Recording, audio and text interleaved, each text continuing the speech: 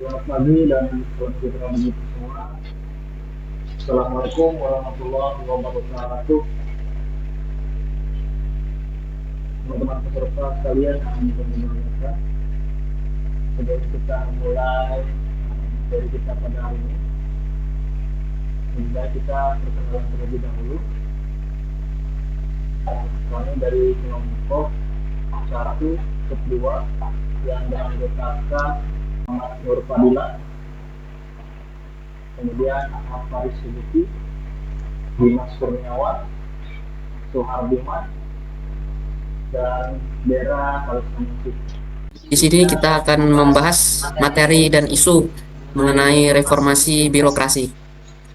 Untuk reformasi birokrasi sendiri merupakan salah satu agenda penting dalam pembangunan nasional. Pemerintah terus berupaya menciptakan tata kelola pemerintahan yang efektif, efisien, bersih, akuntabel, serta mampu memberikan pelayanan publik yang berkualitas kepada masyarakat.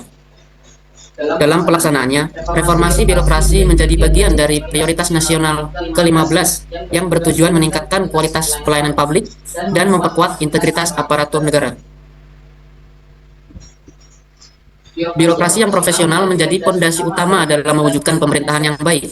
Namun demikian, masih terdapat berbagai permasalahan seperti lambatnya pelayanan, rendahnya disiplin aparatur, praktek korupsi, penyalahgunaan wewenang, serta lemahnya inovasi pelayanan publik. Kondisi ini menjadi tantangan besar yang harus kita selesaikan melalui reformasi birokrasi secara menyeluruh. Di era modern dan perkembangan teknologi saat ini, masyarakat menuntut pelayanan yang cepat, transparan, dan mudah diakses. Oleh karena itu, reformasi birokrasi tidak hanya berfokus pada perubahan sistem administrasi, tetapi juga perubahan pola pikir, budaya kerja, dan peningkatan kualitas sumber daya manusia aparatur. Melalui prioritas nasional ke-15, pemerintah berupaya mendorong birokrasi yang adaptif, profesional, berintegritas, serta berorientasi pada pelayanan publik. Reformasi birokrasi diharapkan mampu menciptakan pemerintahan yang bersih dan meningkatkan kepercayaan masyarakat terhadap institusi pemerintahan. Selanjutnya saya akan melanjutkan di bagian fokus utama. Fokus utama dalam prioritas nasional ke-15 yaitu reformasi birokrasi adalah mewujudkan birokrasi yang bersih, efektif, efisien, transparan, dan akuntabel dalam penyelenggaraan pemerintahan. Reformasi birokrasi tidak hanya berorientasi pada perubahan struktur organisasi, tetapi juga mencakup transformasi menyeluruh yang meliputi perubahan pola pikir dan budaya kerja aparatur sipil negara. Hal ini bertujuan agar birokrasi mampu bekerja secara profesional, responsif, dan berorientasi pada hasil, khususnya dalam memberikan pelayanan publik yang berkualitas kepada masyarakat. Selain itu, peningkatan kualitas pelayanan publik menjadi salah satu fokus utama yang tidak terpisahkan dari reformasi birokrasi. Pemerintah dituntut untuk menghadirkan layanan yang cepat, mudah diakses, transparan, dan tidak berbelit-belit. Setiap instansi penyelenggara pelayanan publik diharapkan mampu menerapkan standar pelayanan yang jelas, terukur, dan konsisten sehingga kebutuhan masyarakat dapat terpenuhi secara optimal. Sejalan dengan itu, digitalisasi pelayanan melalui pemanfaatan teknologi informasi dan sistem pemerintahan berbasis elektronik menjadi langkah strategis untuk meningkatkan efisiensi, mempercepat proses administrasi, serta memperluas akses layanan bagi masyarakat. Selanjutnya, penguatan integritas, pengawasan, dan akuntabilitas aparatur sipil negara menjadi bagian penting dalam mendukung keberhasilan reformasi birokrasi. ASN dituntut untuk menjunjung tinggi nilai-nilai dasar seperti kejujuran, tanggung jawab, profesionalisme, dan loyalitas terhadap pelayanan publik, pengawasan yang efektif, serta sistem akuntabilitas kinerja yang kuat diperlukan untuk memastikan setiap pelaksanaan tugas berjalan sesuai aturan dan dapat dipertanggungjawabkan. Dengan demikian, reformasi birokrasi diharapkan mampu menciptakan pemerintahan yang bersih, terpercaya, modern, serta benar-benar berorientasi pada kepentingan masyarakat. Terima kasih atas kesempatan yang diberikan Bapak Soehardiman. Untuk selanjutnya terkait analisa reformasi birokrasi. Reformasi birokrasi memiliki peran penting dalam meningkatkan kualitas penyelenggaraan pemerintahan. Dalam pelaksanaannya terdapat beberapa aspek utama yang menjadi perhatian.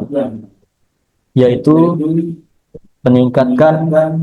peningkatan kualitas pelayanan publik. Artinya pelayanan publik yang menjadi isu di sini adalah yakni lambat dan berbelit-belit masih menjadi keluhan masyarakat. Reformasi birokrasi mendorong penyederhanaan prosedur pelayanan agar lebih cepat, mudah, dan transparan. Digitalisasi pelayanan melalui sistem elektronik juga menjadi solusi untuk meningkatkan efisiensi kerja. Kemudian yang kedua yaitu penguatan integritas aparatur. Integritas pegawai merupakan faktor penting dalam menciptakan birokrasi yang bersih. Masih adanya praktik korupsi, gratifikasi, dan penyalahgunaan jabatan. Itu menunjukkan perlunya pengawasan yang lebih ketat, serta penanaman nilai-nilai etika dan profesionalisme kepada aparatur sipil negara. Yang ketiga, peningkatan kompetensi SDM aparatur.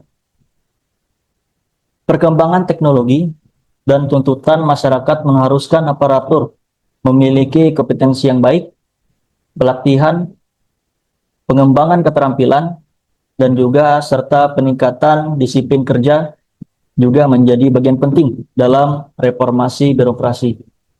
Yang keempat adalah digitalisasi dan inovasi pelayanan. Transformasi digital menjadi langkah strategis untuk meningkatkan kualitas pelayanan publik. Penggunaan aplikasi pelayanan online dapat mempermudah masyarakat dalam mengakses pelayanan pemerintah secara cepat dan efisien. Yang kelima, penguatan pengawasan dan akuntabilitas. Pengawasan internal dan eksternal diperlukan untuk mencegah penyimpangan dalam pelaksanaan tugas pemerintahan. Transparansi dan akuntabilitas itu menjadi prinsip utama agar birokrasi dapat berjalan sesuai aturan dan tujuan organisasi. Pintus dari saya terkait pemaparan analisa reformasi birokrasi. Kemudian akan saya lanjutkan dengan tabel alternatif pemecahan masalah.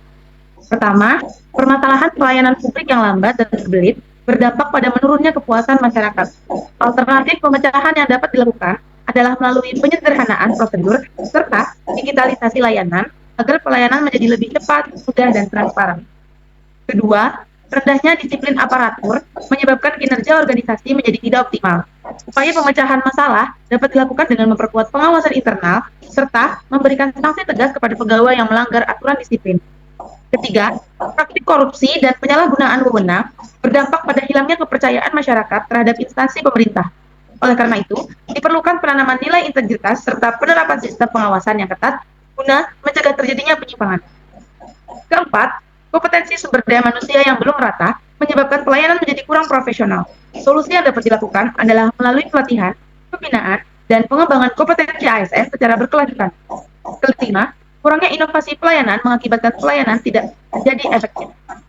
Untuk mengatasi hal tersebut perlu didorong budaya kerja yang kreatif, adaptif, dan inovatif di lingkungan organisasi. Keenam, sistem birokrasi yang terlalu kompleks berdampak pada lambatnya proses kerja. Alternatif pemecahannya yaitu dengan melakukan penyederhanaan struktur organisasi dan tata kerja agar lebih efektif dan efisien. Ketujuh, rendahnya pemanfaatan teknologi menyebabkan pelayanan kurang efisien. Oleh karena itu, diperlukan pengembangan sistem pemerintahan berbasis elektronik guna mendukung pelayanan yang modern, cepat, dan akurat. Adapun penutup yaitu kesimpulan yang dapat kita ambil yaitu prioritas nasional ke-15 tentang reformasi birokrasi merupakan langkah strategis pemerintah dalam mewujudkan tata kelola pemerintahan yang bersih, efektif, dan profesional. Reformasi birokrasi tidak hanya berfokus pada perubahan sistem administrasi, tetapi juga perubahan pola pikir, budaya kerja, dan peningkatan kualitas sumber daya manusia aparatur. Melalui peningkatan pelayanan publik, penguatan integritas, digitalisasi pelayanan, serta pengawasan yang efektif, reformasi birokrasi diharapkan mampu meningkatkan kepercayaan masyarakat terhadap pemerintah dan menciptakan pelayanan yang lebih baik. Cukup sekian, terima kasih. Wassalamualaikum warahmatullahi wabarakatuh.